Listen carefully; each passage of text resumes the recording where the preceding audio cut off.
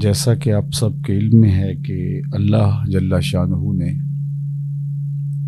والدین کی صورت میں ہمارے اوپر جو انعام کیا، ان کے سینے کے اندر اولاد کے لیے بے پناہ محبتوں کا ایک جہاں آباد کیا، اور اس محبتوں اور ان الفتوں کے سبب ہی سخت مشقتیں سہ کے وہ اولاد کی تربیت کرتے ہیں، ان کی ضروریات کو پورا کرتے ہیں اور ان کو ان کے پاؤں پر کھڑا ہونا سکھاتے ہیں۔ اپنا پیٹ کاٹ کے ان کی ضروریات کی تکمیل کرنے سے انہیں خوشی ہوتی ہے، اور ساری زندگی انہیں اس پر کوئی ایسی بات نہیں ہوتی کہ میں نے ان کے لیے یہ قربانی دی۔ وہ ان کے اندر رکھی گئی محبت ہے جو اس قربانی سے، اس ایثار سے تسکین پاتی ہے۔ اب والدین کے جو اولاد کے ذمہ حق ہیں، والدین اس کو بطریق احسن پورا کرنے کی کوشش کرتے ہیں۔ بہت کم والدین ہیں جو اپنی اولاد کی ضروریات کو پورا نہ کر پاتے ہوں، اور اسی طرح اولاد کی ذمہ داری ہے کہ اپنے ماں باپ کے حقوق کو پورا کریں، ان کی تکریم و تعظیم بجا لائیں اور ان کی خدمت کو شعار حیات سمجھیں اور اپنا فریضہ سمجھ کے ادا کریں۔ اگرچہ خوش نصیب اولادیں اپنے والدین کی خدمت میں مستعد اور فعال رہتی ہیں، لیکن بہت کثرت کے ساتھ اولادیں اپنے والدین کے حقوق کو ادا نہیں کر پاتی۔ والدین اپنی اولاد کے حقوق کو خوب ادا کرتے ہیں، بہت کم والدین ہیں جو ادا نہیں کر پاتے، لیکن بہت زیادہ اولادیں ہیں جو اپنے والدین کے حقوق کو ادا نہیں کر پاتے، یا کما حقہ ان کے حقوق کا خیال نہیں رکھتے۔ بعض اوقات ایک بیٹا ذمہ داری لے لیتا ہے تو باقی اولاد عملاً دستبردار ہو جاتی ہے، یہ کہہ کے کہ بس ٹھیک ہے وہ تو وہاں رہتے ہیں، جبکہ اولاد کے ذمے ماں باپ کے حق بدستور موجود ہوتے ہیں۔ گزشتہ غالباً 1-2 خطبات جمعۃ المبارک میں اس عنوان سے گفتگو ہوئی، اور پچھلے جمعے تو خیر میں حاضر نہیں ہو سکا، تو والدین کے حقوق کو ادا کرنے اور ان کی تعظیم و توقیر بجا لانے اور ان کی خدمت سر انجام دینے کی ہمیں تلقین فرمائی گئی، اور اس میں ہم جتنا بھی مبالغہ کر لیں، والدین کے حقوق اتنے ہیں کہ ہم پوری طرح سے یہ نہیں کہہ سکتے ہیں کہ ہم نے پورے حق ادا کر لیے۔ تو قرآن مجید نے ہمیں والدین کے حقوق کو ادا کرنے کی تلقین کی، تو ایک تو اللہ نے اپنی عبادت کے حکم نامے کے متصل بعد والدین کی تعظیم و تکریم بجا لانے کی، ان کے ساتھ صلہ رحمی کرنے کی اور ان کے ساتھ حسن سلوک کرنے کی تلقین فرمائی۔ وَقَضَىٰ رَبُّكَ أَلَّا تَعْبُدُوا إِلَّا إِيَّاهُ وَبِالْوَالِدَيْنِ إِحْسَانًا، متصل ذکر کیا والدین کے ساتھ حسن سلوک کرنے کا اپنی عبادت کے حکم نامے کے بعد۔ اسی طرح دوسرے مقام پہ انشکر لی ولوالدیک، میرا شکریہ ادا کرو اور اپنے والدین کا شکریہ ادا کرو۔ تو اللہ نے اپنا شکرانہ ادا کرنے کے حکم کے فوراً بعد والدین کا شکرانہ ادا کرنے کی تلقین فرمائی۔ اب اللہ کے محبوب علیہ السلام والدین کے حقوق کو بیان فرماتے ہیں، مختلف احادیث ہیں، لیکن حضور علیہ السلام کا ایک فرمان جو صحابہ میں ہے، صحابہ سے مخاطبت کرتے ہوئے ارشاد فرمایا، الا انبئکم باکبر الکبائر، میں تمہیں بڑے بڑے گناہوں کی خبر نہ دوں؟ کبیرہ گناہوں میں بھی جو اکبر الکبائر ہیں ان کی خبر نہ دوں؟ قلنا بلا یا رسول اللہ، ہم نے کہا کیوں نہیں حضور، آپ ارشاد فرمائیے۔ تو آقا کریم علیہ الصلاۃ والتسلیم نے ارشاد فرمایا الاشراک باللہ، بڑے گناہوں میں بھی جو اکبر الکبائر ہیں ان میں اللہ کے ساتھ کسی کو شریک ٹھہرانا ہے۔ پھر دوسرا گناہ ذکر کرتے ہوئے فرمایا وعقوق الوالدین، اور والدین کی نافرمانی کرنا ہے، ان کو اذیت تکلیف پہنچانا ہے۔ تو شرک کے بعد دوسرا بڑا گناہ اللہ کے محبوب نے جو بیان فرمایا وہ والدین کی نافرمانی ہے۔ والدین کی نافرمانی، ان کو ناراض کرنا اور ان کی اہانت کرنا، یہ اللہ کی ناراضگی کا سبب و ذریعہ ہے۔ اور والدین کی خدمت بجا لانا اور ان کے احکام کو ماننا، یہ اولاد کے ذمے لازم قرار دیا گیا، اور یہ وہ امور ہیں جن کی بجا آوری سے دنیا اور آخرت کی سعادتیں اولاد کو نصیب ہوتی ہیں۔ امام رازی نے لکھا، امام غزالی نے، وہ گناہ جن گناہوں کی سزا آخرت میں تو ہے ہی ہے، دنیا میں بھی ضرور ملتی ہے، اور وہ نیکیاں جن کی جزا آخرت میں تو ہے ہی، دنیا میں بھی ان نیکیوں کی جزا ضرور ملتی ہے۔ تو فرمایا ان گناہوں میں سے ایک گناہ والدین کی نافرمانی ہے۔ جو والدین کا نافرمان ہو آخرت میں تو اس کی سزا پائے گا ہی، لیکن دنیا میں بھی اس کی سزا ضرور پاتا ہے۔ اور اسی طرح کہا وہ نیکیاں جن کی جزا، جن کا صلہ آخرت میں اللہ نے رکھا ہوا ہے، لیکن اس نیکی کا صلہ دنیا میں بھی اللہ ضرور دیتا ہے، وہ والدین کے ساتھ حسن سلوک کرنا ہے۔ تو میں تو یہ بات کہا کرتا ہوں کہ دنیا کے اوپر جس شخص کو بھی عزتوں کی مسند پہ بیٹھے ہوئے دیکھیں، آپ تحقیق کر کے دیکھ لیں، والدین کی دعائیں اسے شامل ہوں گی۔ اور جس شخص کو ذلیل ہوتا دیکھیں، اس کے ذلیل ہونے کے اور بہت سارے سبب ہیں، لیکن ایک سبب والدین کی اہانت اور والدین کی توہین ہوگی۔ تو خوش نصیب وہی ہیں جو اپنے والدین کی خدمت بجا لاتے ہیں، بالخصوص جب وہ بڑھاپے میں چلے جائیں۔ بڑھاپے میں چونکہ ان کو ضرورت زیادہ ہوتی ہے، ویسے تو جوانی میں بھی والدین کے حقوق اولاد کے ذمے واجب الادا ہے، لیکن بڑھاپے کے اندر اور زیادہ اس کی تاکید کی گئی ہے۔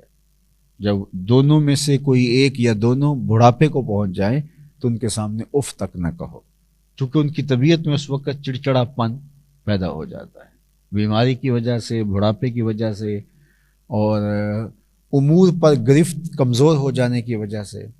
سارے فیصلے کسی زمانے میں وہ خود کرتے تھے، اب صحت کی وجہ سے وہ بچوں کے ہاتھ میں چلے گئے ہیں، تو وہ طبیعت کے اندر فراغت کی وجہ سے یا ان ساری چیزوں کو ملا کر کے بڑھاپا بھی بچپن کی طرح ہو جاتا ہے، تو طبیعت میں چڑچڑا پن پیدا ہو جاتا ہے، تو اولاد کنی کترانا شروع کر دیتی ہے۔ بس مجبوری کے ساتھ 10 منٹ ماں باپ کے پاس بیٹھے، چونکہ ظاہر ہے کہ یہ ان کی اب مرضی کی باتیں نہیں کرتے۔ جو موضوعات اب دنیا کے جدید دنیا کے موضوعات ہیں، ماں باپ کو ان موضوعات کا پتہ ہی نہیں ہے، تو وہ کوئی ایسی بات چھڑ دیں گے جو ان کی دلچسپی ہی نہیں ہے، تو پھر وہ کنی کترا کے گزر جائیں گے، کہ کوئی بہانہ لگا کے چلے جائیں گے، 10 منٹ بیٹھیں گے، 5 منٹ بیٹھیں گے، جبکہ اس عمر میں والدین کو سب سے زیادہ ضرورت اس بات کی ہوتی ہے کہ ان کی اولاد ان کے پاس بیٹھے۔ تو اولاد اس وقت کنی کترا رہی ہوتی ہے، اور وہ اپنے اندر سے دلیل تلاش کر رہی ہوتی ہے کہ ظاہر ہے میں سارے کام کرنے ہیں اور یہ ساری میری مجبوریاں ہیں۔ تو یہ باتیں جو آج ماں باپ کر رہے ہیں اولاد کے مطلب کی نہیں ہیں، تو بچپن کے اندر جب تم باتیں کرتے تھے وہ ماں باپ کے مطلب کی تھی، تم تو تلفظ غلط بولتے تھے تو ماں باپ اس سے بھی ہنستے تھے، اس سے بھی خوش ہوتے تھے، اور دوبارہ آپ کو وہ غلط تلفظ بولنے کے لیے اکساتے تھے کہ تم دوبارہ بولو اور انہیں خوشی ہو۔ تم تو ٹیڑے لفظ بولتے تھے، انہیں اس سے بھی خوشنودی حاصل ہوتی تھی۔ تو اچھا، پھر اس کے بعد والدین انتقال کر جائیں تو یہ اللہ نے یہ اعزاز دیا ہے والدین کو کہ ان کے حق پھر بھی ختم نہیں ہوتے۔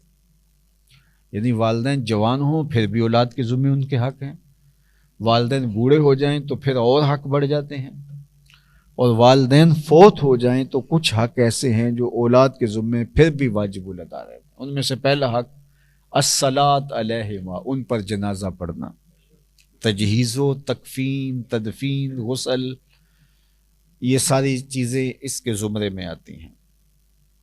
تو سب سے پہلا حق پھر اولاد کے ذمے جو عائد ہوتا ہے الصلاۃ علیہما، ان پر جنازہ پڑھنا۔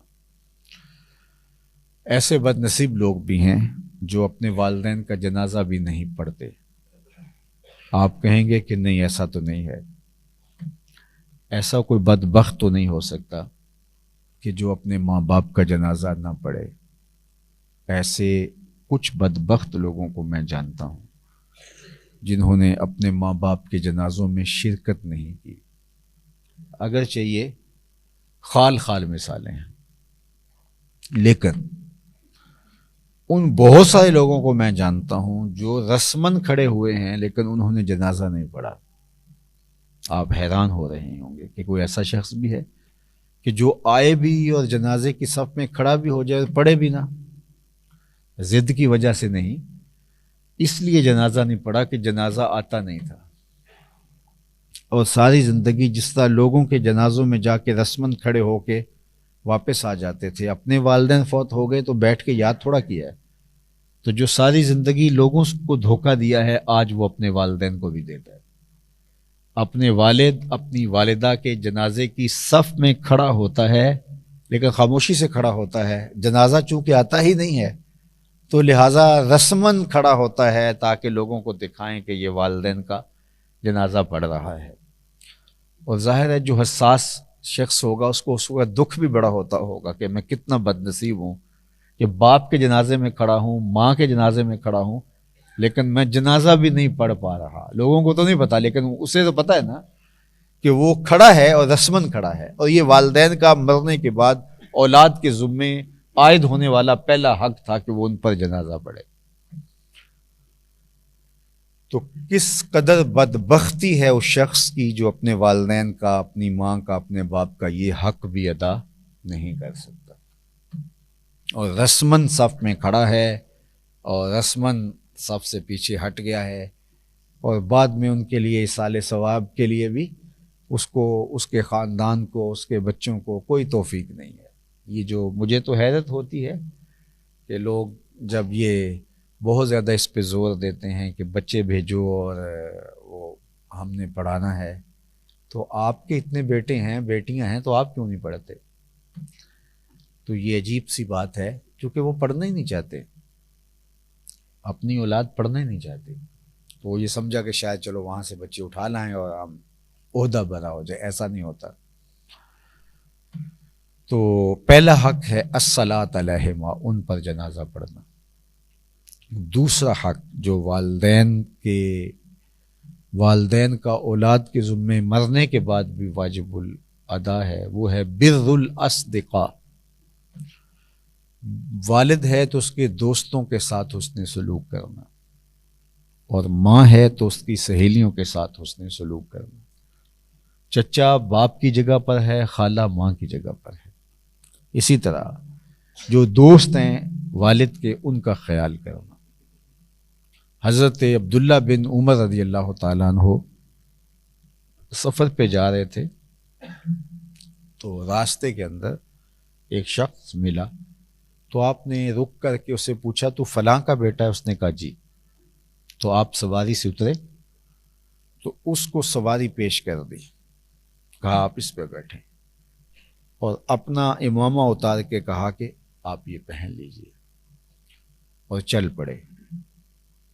تو کسی نے کہا حضرت یہ آپ نے کیا کیا؟ خود پیدل ہو گئے، اس کو سواری دے دی اور اپنے سر سے امامہ اتار کے اس کے سر پہ رکھ دیا۔ کہا کہ مجھے شک پڑا کہ یہ فلاں کا بیٹا، اس نے تصدیق کر دی ایسا ہی ہے، تو جو اس کا باپ تھا وہ میرے باپ کا دوست تھا، حضرت عمر رضی اللہ تعالیٰ عنہ۔ تو اس لیے باپ کے ساتھ محبت کا صلہ یہ ہے کہ باپ کے جو دوست ہیں ان کی اولاد کا بھی اکرام کیا جائے، ان کی بھی تعظیم کی جائے۔ تو یہ حق شریعت نے ہمیں دیا ہے۔ والدین کے مرنے کے بعد بھی جو اولاد کے ذمے واجب العطا ہوتا ہے۔ اسی طرح حضرت ام ایمن رضی اللہ تعالی عنہا جو حضرت آمنہ سلام اللہ علیہا کی کنیز تھی، تو آقا کریم علیہ السلام ان کے بارے میں کہا کرتے تھے کہ ام ایمن میری ماں کے بعد میری ماں ہے۔ اور حضرت سیدنا صدیق اکبر رضی اللہ تعالیٰ عنہ، حضرت عمر رضی اللہ تعالیٰ عنہ حضور کے وصال کے بعد ان کی کٹیا میں انہیں ملنے کے لیے جاتے تھے، اس لیے کہ حضور علیہ السلام نے ان کو اپنی ماں قرار دیا ہے اور حضور ہمارے روحانی باپ ہیں، تو ہم بھی اسی رشتے کے ناطے ان کی زیارت کرنے کے لیے جائیں۔ تو ماں باپ جنہیں پسند کرتے ہوں، ماں باپ جن سے محبت کرتے ہوں، ان کے جو خون کے یا دودھ کے رشتے ہوں یا دوستی کے رشتے ہوں، تو اولاد کو ساری زندگی ان کا خیال رکھنا ہوگا اور ان کو نبھانا پڑے گا، اس سے والدین کو قبر میں خوشی ہوتی ہے۔ تیسرا حق اولاد کے ذمے جو ہے وہ استغفار لہما، ان کے لیے بخشش کی دعائیں کرنا، استغفار کرنا، ان کے گناہوں کی اللہ سے معافی مانگنا۔ اور اللہ تعالیٰ جل شانہ جس طرح اولاد کے حق میں ماں باپ کی دعائیں قبول کرتا ہے، اسی طرح اولاد کی دعائیں ماں باپ کے حق میں بھی قبول فرماتا ہے۔ ایک شخص مرنے کے بعد دیکھتا ہے کہ اس کے اچانک درجے بلند کر دیے جاتے ہیں اور اس کے اوپر جو قبر میں سختیاں سی وہ اٹھا لی جاتی ہیں، تو وہ عرض کرتا ہے کہ مالک یہ کیا ہوا؟ تو کہا کہ تیرے بیٹے کا جو تیرے بیٹے کا جو استغفار تھا تیرے بعد جو اس نے کیا، تو یہ اس کے لیے، اس کی وجہ سے ہوا۔ تو بیٹے کا استغفار کرنا اولاد کے لیے، بیٹی کا استغفار کرنا اولاد کے لیے، تو یہ ان کی بخشش کا سبب ہوتا ہے۔ حضرت ابو ہریرہ رضی اللہ تعالیٰ عنہ فرمایا کرتے تھے، ایک دعا مانگا کرتے تھے اللہ کی بارے، اللہم اغفر لأبی ہریرہ ولأمی ولمن استغفر لہما، اے اللہ ابو ہریرہ کو بخش دے، ابو ہریرہ کی ماں کو بخش دے، اور جو ہم دونوں کے لیے بخشش کی دعا کرے اللہ اسے بھی بخش دے۔ اللہ اکبر۔ حضرت محمد بن سیرین جلیل القدر تابعی ہوئے، وہ جب بھی دعا مانگتے تھے تو یہ دعا ضرور مانگتے تھے، اللہم اغفر لأبی ہریرہ ولأمہ ولمن استغفر لہما، اللہ ابو ہریرہ کو بخش دے، حضرت ابو ہریرہ کی ماں کو بخش دے۔ تو کسی نے حضرت ابن سیرین سے کہا، تمہیں حضرت ابو ہریرہ سے کوئی خاص رشتہ ہے محبت کا کہ تم ضرور ان کے لیے ان کی ماں کی بخشش کی دعا کرتے ہو؟ کہا کہ رشتہ تو آپ کا بھی وہی ہے جو میرا ہے، لیکن میں اصل ان کے لیے دعا کر کے ان کی دعا میں شامل ہوتا ہوں، چونکہ انہوں نے کہا تھا اے اللہ ابو ہریرہ کو بخش دے، ابو ہریرہ کی ماں کو بخش دے، اور جو ہم دونوں کے لیے بخشش کی دعا کرے اسے بھی بخش دے، تو میں ان کے لیے دعا کر کے ان کی دعا اپنے حق میں لے رہا ہوں۔ تو حضرت ابو ہریرہ لوگوں کو ترغیب دیتے تھے کہ وہ میری ماں کے لیے دعا کرے، میری ماں کے لیے دعا کرے۔ اللہ اکبر۔ تو ماں باپ کے لیے دعا کرنا، میں نے کتب تصوف میں پڑھا ہے کہ جو شخص روزانہ اپنے والدین کے لیے دعا کرے، والدین زندہ ہوں تب بھی، فوت ہو گئے ہوں تب بھی، کبھی اس میں ناغہ نہ ہونے پائے، ساری زندگی اس کے رزق میں بے برکتی نہیں آ سکتی جو والدین کے لیے روزانہ دعا کرے۔ ویسے ہمیں جو ہمارے دین نے اسلوب عبادت دیا ہے، اللہ اکبر، کتنا خوبصورت دین ہے دین اسلام۔ اولاد نمازی ہوگی، 5 گانا نماز پڑھنے کی عادی ہوگی، اہتمام سے دعا نہ بھی کرے تو دن میں کتنی مرتبہ کہے گی، ربنا اغفر لی ولوالدی، اللہ مجھے بخش دے، میرے ماں باپ کی مغفرت فرما دے۔ اللہ اکبر۔ ایک شخص کے 4 بیٹے ہیں، 3 بیٹیاں ہیں، 5 بیٹیاں ہیں، 7 8 بیٹے ہیں، بچے ہیں، بچی، بیٹے اور بیٹیاں ہیں، اور وہ سارے نماز پڑھتے ہیں، اور ہر نماز میں کتنی مرتبہ یہ تشہد آتا ہے، اور 5 نمازوں میں کتنی مرتبہ آتا ہے۔ تو کبھی مسجد میں دعا مانگ رہے ہیں، کبھی گھر میں، کبھی حرم میں، کبھی مدینہ المنورہ میں، کبھی ریاض الجنہ میں، کبھی دکھے ہوئے دل کے ساتھ، تو کبھی تو کوئی کیفیت ایسی ہوتی ہے نا کہ باب اجابت تک دعائیں پہنچتی ہیں۔ تو اولاد کو نمازی بنائیں، تمہارے لیے دعاؤں کا تسلسل نہیں ٹوٹے گا، پھر اولاد کی اولاد جو دعا مانگتی ہیں اس کا بھی حصہ ملتا ہے، پھر ان کی اولادیں قیامت تک جو مانگتی رہیں گی تو اس کا حصہ ملے گا۔ اللہ کے محبوب نے ارشاد فرمایا کہ جب کوئی شخص فوت ہو جاتا ہے تو اس کے اعمال کا سلسلہ منقطع ہو جاتا ہے۔ اذا ماتا، جب تم میں سے کوئی شخص انتقال کر جاتا ہے تو اس کے اعمال کا سلسلہ منقطع ہو جاتا ہے، اس کے سارے کھاتے کلوز ہو جاتے ہیں، لیکن 3 سلسلے ختم نہیں ہوتے، 3 کھاتے کلوز نہیں ہوتے۔ ان میں سے ایک صدقہ جاریہ، اور دوسری بات ارشاد فرمائی کہ ایک صدقہ جاریہ، اور دوسری فرمائی علم ينتفع بہ، ایسا علم جس سے لوگ نفع حاصل کرتے ہیں، اور تیسری بات ارشاد فرمائی وولد صالح يدعو له، وہ اولاد جو اپنے ماں باپ کے لیے دعا کرتی ہے، وہ فائدہ اس کا قبر میں پہنچتا ہے۔ ویسے تو میں ایسا بھی دیکھا ہے کہ اس پر بھی بحث ہو رہی ہوتی ہے کہ یہ پہنچتا ہے یا نہیں پہنچتا، اس کو حالانکہ ضرورت ہوتی ہے وہاں، اور ہم بحث میں لگے ہیں۔ اللہ کے محبوب نے ارشاد فرمایا مل میت فی القبر الا کالغریق المتغوص فی البحر، جب کسی شخص کو ہم قبر میں دفن کر کے آتے ہیں تو اس کی حالت ایسی ہوتی ہے جس طرح کوئی شخص پانی میں ڈبکیاں لے رہا ہو، کالغریق المتغوص فی البحر، جس طرح سمندر کے اندر کوئی بندہ وہ ڈبکیاں لے رہا، ہچکولے کھا رہا ہو تو غوطے آ رہے ہیں اس کو، تو اس وقت ینتظر دعوتاً، اس وقت وہ انتظار کرتا ہے کہ میرے لیے کسی کے ہاتھ اٹھے، اور جن سے اسے توقع ہوتی ہے وہ بحث کر رہے ہوتے ہیں پہنچتی بھی ہے نہیں پہنچتی، اور وہ ینتظر دعوتاً، یہ حدیث کے لفظ ہیں، وہ اس وقت دعا کا انتظار کر رہا ہوتا ہے کہ میرے لیے کسی کے ہاتھ اٹھ جائیں اور میرے لیے کوئی دعا کر دے۔ اللہ اکبر۔ سنو، دعا اللہ جل شانہ کو محبوب ہے، اور اللہ نے اپنے سے مانگنے کا ہمیں حکم دیا ہے، اور جب کوئی دعا مانگتا ہے تو اللہ اس کو رد نہیں کرتا۔ ان ربکم حیی کریم یستحیی من عبدہ اذا رفع یدیہ الیہ ان یردہما صفرا، تمہارا رب حیا کرنے والا، سخی، زندہ اور کریم ہے، جب بندے اس کے سامنے ہاتھ پھیلا کے دعا مانگتے ہیں اللہ فرماتا ہے مجھے شرم آتی ہے ان کے اٹھے ہوئے ہاتھ خالی کیسے موڑ دوں، جب انہوں نے مجھ سے مانگا ہے تو پھر میں نہیں دوں گا تو کس در پہ جائیں گے۔ تو والدین کو قبر میں ضرورت ہوتی ہے دعاؤں کی، ابھی سے سوچ لو انجام اپنی طوطا چشمی کا، قبر میں تم کو بھی ضرورت ہوگی دعاؤں کی۔ تو یہ والدین کا حق ہے استغفار لہما، ان کے لیے بخشش کی دعائیں کی جائے۔ چوتھا حق ماں باپ کا اولاد کے ذمے جو واجب الادا ہے وہ ہے انفاذ و عہدہما، ان کے وعدوں کو پورا کرنا۔ انفاذ العہد، انہوں نے اگر کوئی وعدے کیے تھے کسی وجہ سے پورے نہیں کر سکے تو ان کو پورا کرنا۔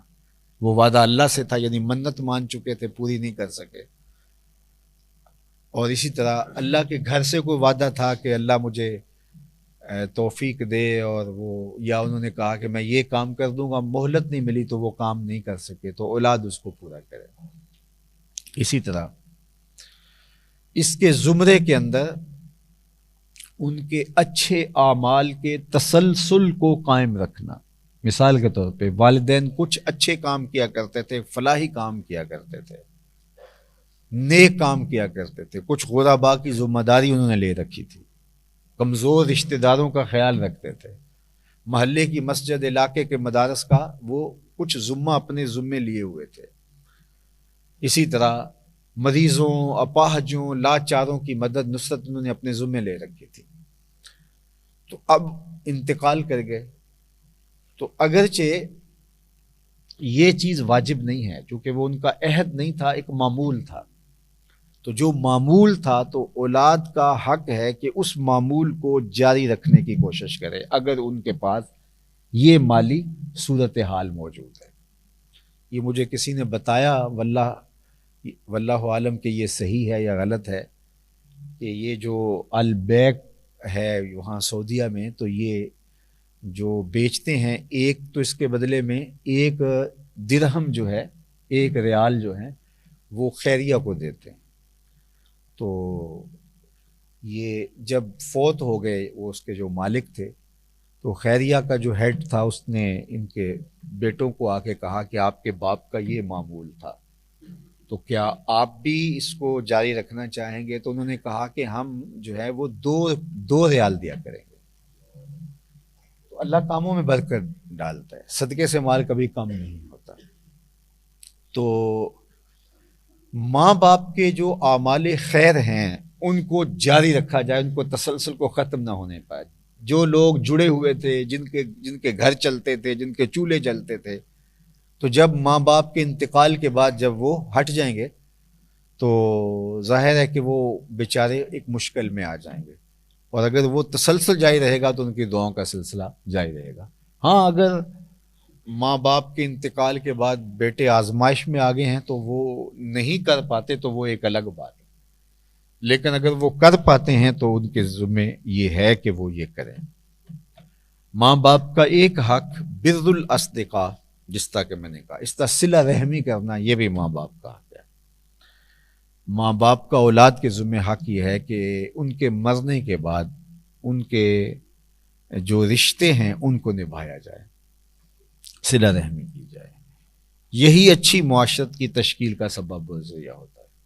اور اگر اولاد کہے کہ ٹھیک ہے ان کے ساتھ تھا تو ہم ختم کر دیں، تو پھر اس کا نتیجہ عملی طور پہ یہی ہوتا ہے کہ پھر وہ رشتے ہی ختم ہو جاتے ہیں، تو پھر معاشرہ جو ہے وہ اس طرح سے تسلسل قائم نہیں رکھ پاتا۔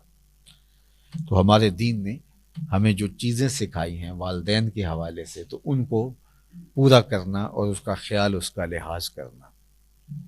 والدین اللہ کی رحمتوں کا ایک مجسم روپ ہیں، اور جب یہ موجود ہوتے ہیں تو اس وقت بھی ان کی موجودگی محسوس ہوتی ہے، اور جب یہ چلے جاتے ہیں تو ان کی کمی شدت سے محسوس ہوتی ہے۔ بہت سارے لوگ ہیں جو آپ کی زندگی سے نکل جاتے ہیں تو آپ کو ان کے نکلنے سے کوئی فرق نہیں پڑتا، زندگی میں داخل ہو جاتے ہیں، آ کے شامل ہو جاتے ہیں تو بھی کوئی اتنا خاص فرق نہیں پڑتا، لیکن کچھ لوگ شامل ہوتے ہیں تو پتہ چلتا ہے کہ کوئی شامل ہوا ہے، نکل جائیں تو پتہ چلتا ہے کوئی نکل گیا ہے، اور ان میں سے اہم ترین ہستی والدین کی ہستی ہے۔ جب والدین موجود ہوتے ہیں تو ان کی شفقتوں کا گھنا سایہ محسوس ہوتا ہے، لیکن بہت سارے لوگ اس نعمت کی قدردانی ان کی زندگی میں نہیں کر پاتے۔ ایک معروف مقولہ ہے کہ قدر نعمت زوال نعمت کے بعد ہوتی ہے۔ نعمتیں میسر ہوں تو بعض اوقات انسان محسوس نہیں کرتا، لیکن جو حساس لوگ ہیں ان کے لیے تو چیزیں چھوٹی چھوٹی بھی محسوس ہوتی ہیں، اور یہ تو بہت بڑی نعمت غیر مترقبہ ہے۔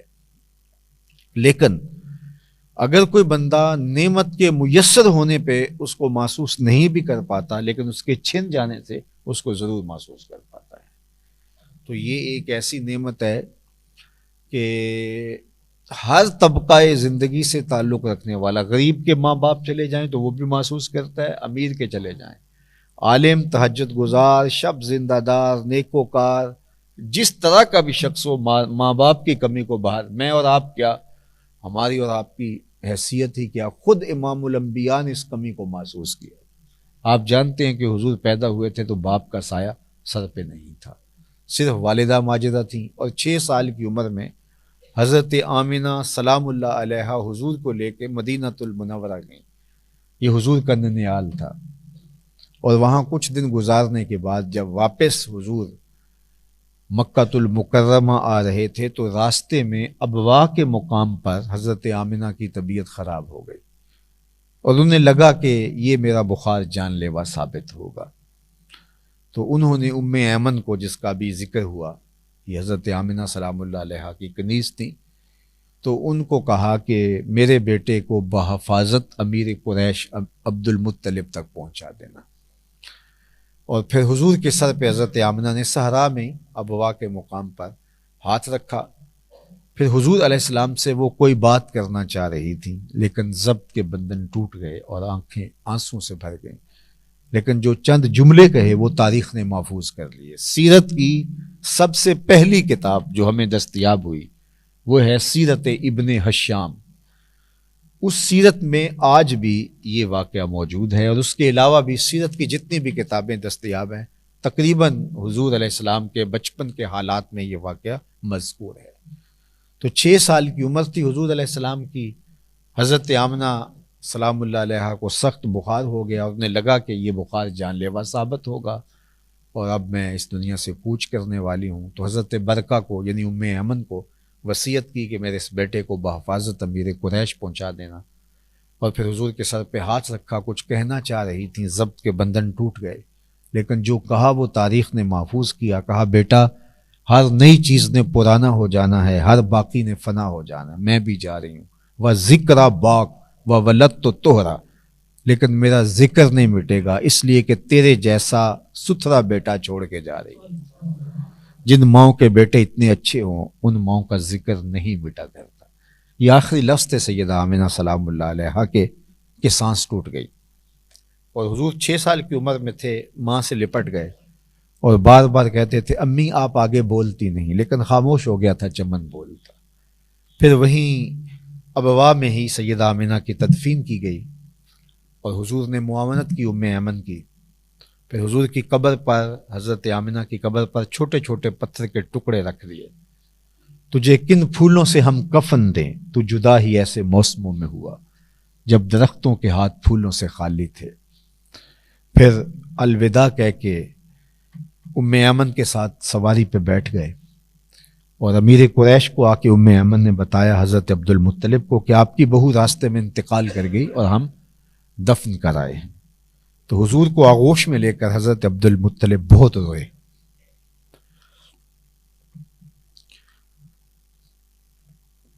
اور حضور علیہ السلام کی انہوں نے ذمہ داری جس طرح سے نبھائی وہ تاریخ کا ایک بڑا خوبصورت باب ہے کہ آقا کریم ان کی مسند پہ جا کے بیٹھا کرتے تھے اور حضور فرماتے تھے اس کو کوئی نہ روکے. حضرت عبد المطلب 8 سال کی عمر حضور کی ہوئی. اس واقعہ کو 2 سال کے بعد حضرت عبد المطلب کا بھی انتقال ہو گیا. سیرت کی ساری کتابوں میں لکھا ہے کہ جب امیر قریش کا جنازہ اٹھا تو پورا بطحا امڈ آیا جنازے میں شرکت کرنے کے لیے، لیکن زمانے نے 8 سال کے ایک بچے کو دیواروں سے چمٹ چمٹ کے روتے ہوئے دیکھا. آج یہ سہارا بھی جدا ہو گیا. آغوش مادر میں بھی ابھی نہیں آئے تھے کہ باپ نہیں تھا. 6 سال کے تھے، ماں انتقال کر گئی. آج 8 سال کی عمر ہوئی تو دادا کا بھی انتقال ہو گیا. اب اپنے چچا جناب ابو طالب کی کفالت میں آئے اور انہوں نے بھی جس طرح سے حضور کی پرورش کی اور حضور کا خیال رکھا وہ تاریخ کا انوکھا باب ہے. وہ حضور کو ایک بستر پہ لٹاتے اور پھر حضور کو دوسرے بستر پہ کر دیتے اور خود اس بستر پہ لیٹ جاتے ہیں کہ حضور علیہ السلام کو کوئی غضن نہ پہنچا دے. بالخصوص اعلان نبوت کے بعد شاب ابی طالب کی مشکلیں بھی کاٹی، تکلیفیں بھی گوارا کی. خیر پھر ان کا بھی انتقال ہوا. جب ان کا انتقال ہوا تو اس سال ہی حضرت خدیجۃ الکبریٰ کا انتقال ہوا تھا. تو اس سال کو حضور نے عام الحزن، غم کا سال، اس کے طور پہ حضور نے اس سال کو گزارا. خیر حضور کے غلاموں کے ساتھ پھر جو ہوا، حضرت بلال حبشی کو جس طرح مارا گیا، حضرت سمیہ کو جس طرح شہید کیا گیا، حضرت یاسر کو شہید کیا گیا، تپتی ہوئی ریتوں پر حضور کے غلام لٹائے گئے اور جو اذیتیں پہنچائی گئی، کچی کھالوں میں لپیٹے گئے لوگ اور ان کو دھونیاں دی گئیں. تو آقا کریم علیہ السلام اللہ کے حکم سے مکے سے ہجرت فرما کے مدینہ چلے گئے. یہاں کے حالات سازگار نہیں رہے تھے. تو جب وہاں گئے تو وہاں حالات بدل گئے. یہاں تو لوگ پتھر بھی پھینکتے تھے، لوگ راستے میں گڑھے بھی کھودتے تھے، کانٹے بھی بکھیرتے تھے، اوجریاں بھی ڈالتے تھے.